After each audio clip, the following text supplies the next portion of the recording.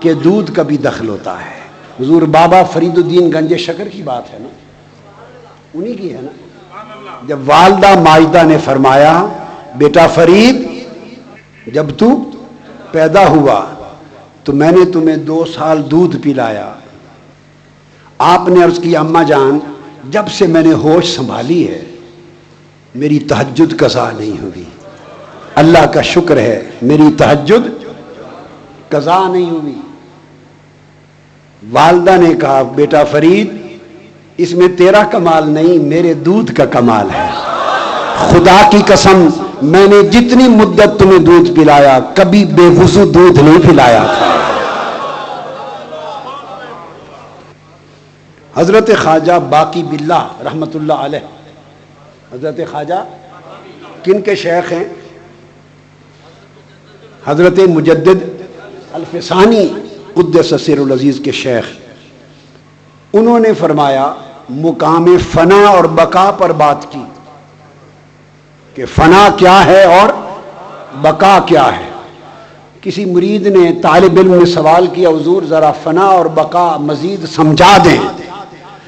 فرمایا جو میرا جنازہ پڑھانے آئے گا اس سے پوچھ لینا. جب آپ کا وصال ہو گیا تو آپ نے وصال سے پہلے وصیت فرما دی میرا جنازہ وہ پڑھائے جس کی پوری عمر تہجد قضا نہ ہوئی. جو بات حضور بابا صاحب نے کہی فرمایا میرا جنازہ وہ پڑھائے جس کی عمر بھر تہجد ایک بھی قضا نہ ہو. سب صلحاء اولیاء علماء قطاروں میں سر جھکا کے کھڑے تھے.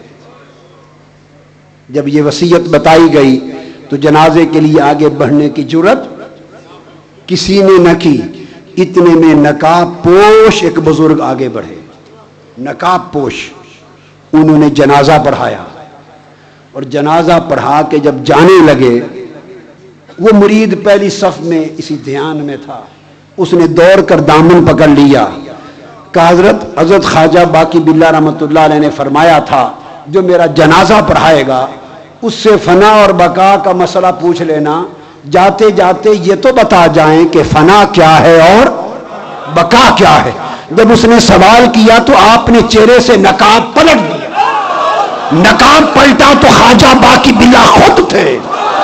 اس نے پوچھا حضور یہ کیا ہے؟ فرمایا وہ جو لیٹا ہے وہ فنا ہے، یہ جو پڑھا کے جا رہا ہے یہ بقا ہے. فقا فنا تو اس خود پہ وارد ہونی تھی جس کو تبدل کی چھری سے ذبح کر دیا، جس کو تبدیل کی چھری سے ذبح کر دیا، جس کا انخلا کر دیا، جس سے جدا ہو گئے، جس کو الگ ہو گئے. فنا تو اس ذات پر وارد ہونی تھی جس کو زندگی میں الگ کر دیا. تو جس پر فنا تھی وہ تو الگ ہو گئی، وہ تو رہی نہیں. اب جب فنا کے تشخص کو مٹا دیا اب وہ لوگ صاحب بقا ہو جاتے ہیں. جب صاحب بقا ہوتے ہیں تو ان کی ہر ادا کو بقا ہوتی ہے. اس لیے وہ وصال کے بعد ہر ایک کی بات بھول جاتی ہے، ان کے ذکر کو بھی بقا ہوتی ہے. یہ جو آپ حضرت خواجہ محمد یار فریدی کا سیمینار عرس کر رہے ہیں یہ ان کے ذکر کی بقا ہے. یہ جو بابا فرید ہو رہا ہے یہ ان کے ذکر کی بقا ہے. یہ حضور داتا گنج بخش جو ہو رہا ہے گنج بخش یہ ان کے ذکر کی بقا ہے. اور ایک بات میں بڑی خاص بتا دوں، سادہ ہے مگر بڑی علمی پتے کی بات ہے. ذکر کا کوئی وجود نہیں ہوتا مذکور کے بغیر. ذکر تبھی ہوگا اگر کوئی مذکور ہوگا.